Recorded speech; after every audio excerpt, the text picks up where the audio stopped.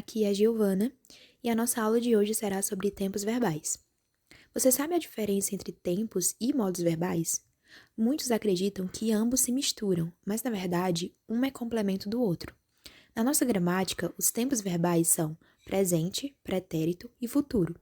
Os tempos servem para indicar as formas, os estados ou fenômenos demonstrados pelos verbos. Já os modos verbais compõem os tempos verbais nos modos indicativo, subjuntivo e imperativo.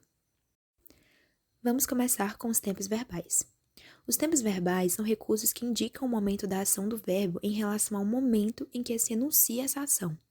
Há basicamente 3 tempos verbais para indicar se a ação do verbo ocorre antes, durante ou após o momento da fala, que são presente, que ocorre durante o ato da fala, pretérito, ocorre no passado, antes do ato da fala, e futuro, que ocorre após o ato da fala.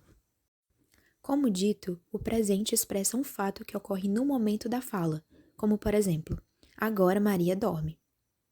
O pretérito, ele se divide em perfeito, simples e composto, e imperfeito, e ele faz a referência a algo que já aconteceu antes da fala.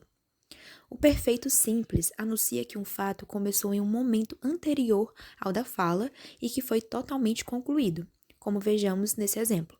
Joana limpou o quarto.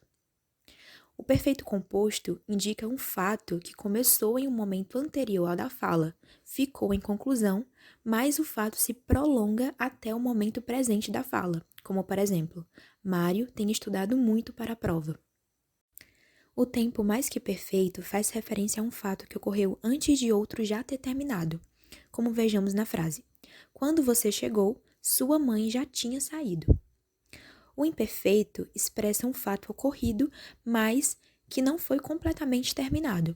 Como exemplo, Isa assistia filme quando seu esposo a chamou. Já o tempo futuro é a referência ao que ainda não ocorreu ou não foi realizado.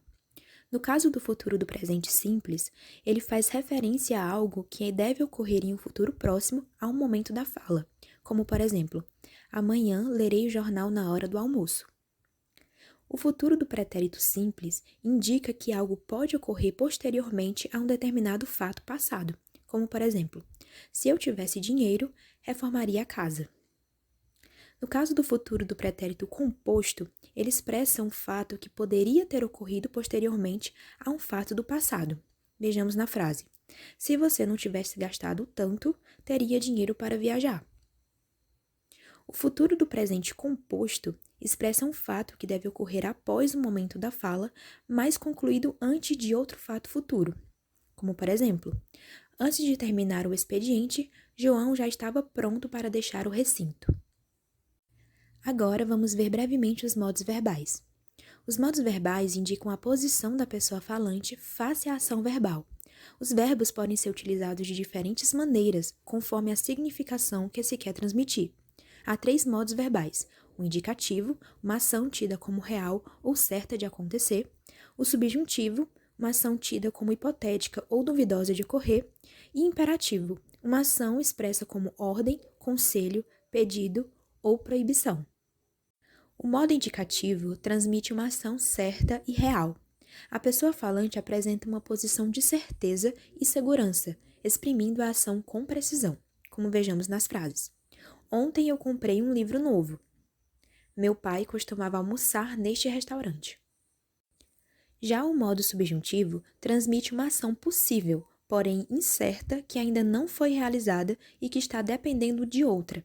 A pessoa falante apresenta uma posição de dúvida, exprimindo a ação com imprecisão, visto ser apenas uma possibilidade, como nas frases: ela está esperando que eu vá primeiro. Vou ligar apenas quando eu quiser.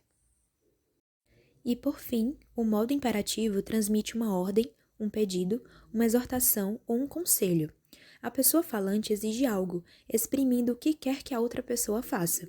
Como exemplos: traz as caixas, por favor. Não faça barulho. E é isso. Essa foi a nossa aula de hoje sobre os tempos verbais.